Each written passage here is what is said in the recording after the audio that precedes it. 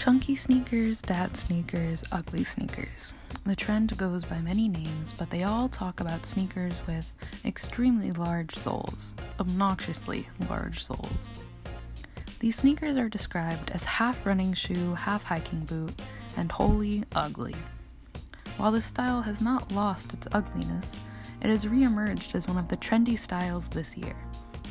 These sneakers began to peak in popularity when the style hit the runway in the 2017 Balenciaga's Fashion Week in their men's Paris fashion show. The thirst for these conventionally ugly shoes reveals more than just a passing trend. It actually reveals the complexities of resistance, as well as how hegemonic power continues throughout the fashion industry. So, what makes these ugly shoes so desirable? The desire of these shoes does not come from their inherent attractiveness or in the way that the shoes make the body look attractive. The desire actually comes from resisting the status quo. Just as Hebdige says, style in subculture is pregnant with significance. Its transformations go against nature, interrupting the process of normalization.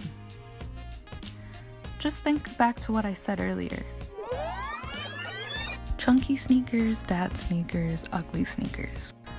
Clothes associated with the term dad and ugly are connotatively not terms that one would associate with clothes that are fashionable, especially for women. The standard in women's fashion is that clothes should help accentuate parts of a woman's body, even if it makes them uncomfortable. Take high heels, for example. They make a person's feet narrower, and they also accentuate the legs. But don't forget the discomfort that comes from perpetually arching the foot in such a way. On the other hand, chunky sneakers make the foot look wide and are typically paired with menswear. When women wear chunky sneakers, they resist the standard that they must show off their body or be uncomfortable to look fashionable. Women wear these sneakers in ways that redefine what is considered to be fashionable. Billie Eilish, an up-and-coming pop artist, says that she is known for her fashion. In her mix of oversized clothing are chunky shoes as well. Pictures of her on the internet reveal her resistance to these fashion standards. She also mentions her resistance in this interview. I never want the world to know everything about me. I mean, that's why I wear big baggy clothes. Nobody can have an opinion because they haven't seen what's underneath, you know? Nobody can be like, oh, she's slim thick. She's not slim thick. She's she got a flat ass. She's got a fat ass. No one can say any of that because they don't know. Billie Eilish's style represents a subculture that interrupts what is normal. When these celebrities wear chunky sneakers, they blur the lines of gender norms, but they also show how other women can wear these sneakers and resist these fashion norms. Which raises the question, how do women wear these shoes? As the shoe becomes popular, it will work its way into different styles of dress. Similar to women and their romance novels, the women consumers of these shoes have the agency to interpret how the shoe should be worn. When analysis proceeds from within the belief system actually brought to bear upon a text by its readers, the analytical interpretation of the meaning of a character's behavior is more likely to coincide with what meaning as it is constructed and understood by the readers themselves. Not everyone that buys chunky sneakers will dress like Billie Eilish and completely dismiss traditional standards of dress. Many women wear the shoe in an outfit that perpetuates patriarchal fashion norms for women. Take for instance this outfit. This woman wears the shoe with clothes that show off her body and are clothes that are typically more feminine. They may resist patriarchal ideas with their shoes, but they still perpetuate the standard ideas of what it means to dress like a woman with the rest of their clothing. Many women take to social media to see how to incorporate these shoes into their everyday wear, whether it is with more masculine street styles or in more feminine ways. Social media platforms like YouTube and Instagram offer a space for people to share how they style the shoe and negotiate with the patriarchal ideology.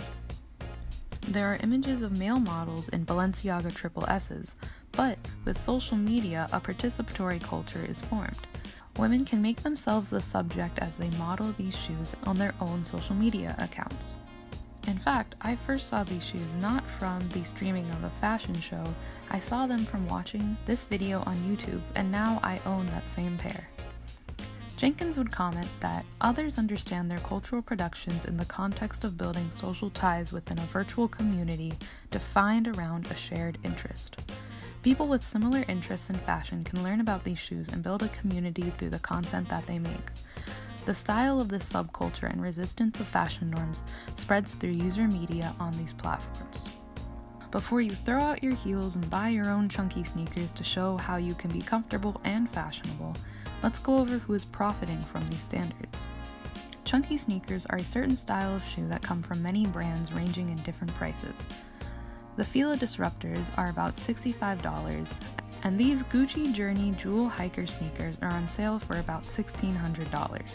Many of the desirable chunky sneakers, such as the Balenciaga Triple S's, the shoe that started it all, can sell for upwards of $950, among other luxury brands that are way out of the price range for many people. So why are these popular shoes so expensive? It's almost ironic that these companies are promoting ugliness, this anti-fashion, as fashion. But by making these shoes so expensive, fashion brands are able to profit from the trend. Sharp distinctions like those between A and B films or between short stories published in magazines in different price segments do not so much reflect real differences as assist in the classification, organization, and identification of consumers. People can find these chunky sneakers next to heels and sandals on the shelves of Saks and Fifth Avenue in New York City, a very popular luxury shopping mall. Whether you are resisting beauty standards or electing into them, the culture industry has it all. When you buy into any trend, you are monetarily supporting the hegemonic ideas that these luxury brands perpetuate. Fashion is moving towards a casualization of culture, which makes comfortable clothes look fashionable.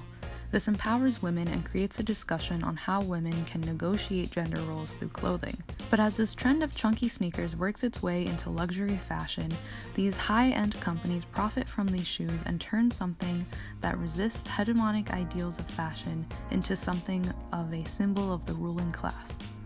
With a new clothing line, the culture industry that profited from high heels now profits from chunky sneakers.